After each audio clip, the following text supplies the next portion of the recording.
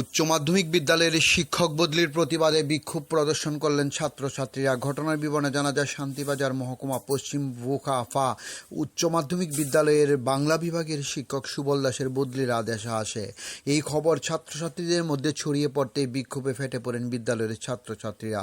নিজেদের প্রিয় শিক্ষকের বদলির আদেশ প্রত্যাহারের দাবিতে সোমবার বিদ্যালয়ের মূল গেটে বন্ধ করে বিদ্যালয়ের সামনে বিক্ষোভে বসেন ছাত্রছাত্রীরা। সকলেরই একটাই দাবি, সুবল স্যারের বদলি আদেশ প্রত্যাহার করতে হবে, না হলে বিদ্যালয়ের ছাত্রছাত্রীরা আরও বৃহত্তর আন্দোলনে সামিল হবে।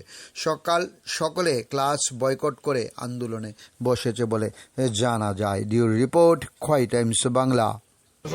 আমরা সুবল স্যারের কেন ট্রান্সফার হয়েছে কিন্তু আমরা আগে শোনানো হয়েছে না যে সুবল স্যারের আমরা একদিন আগে শুনতে হয় যে সুবল স্যারের ট্রান্সফার হয়েছে। হ্যাঁ, সুবল স্যারের ট্রান্সফার হয়েছে, আর আরো তিনবার বলে ট্রান্সফার হয়েছে।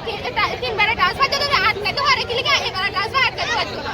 তাই না? কোন সাবজেক্টের টিচার? Bengali subject. কোন স্কুলের?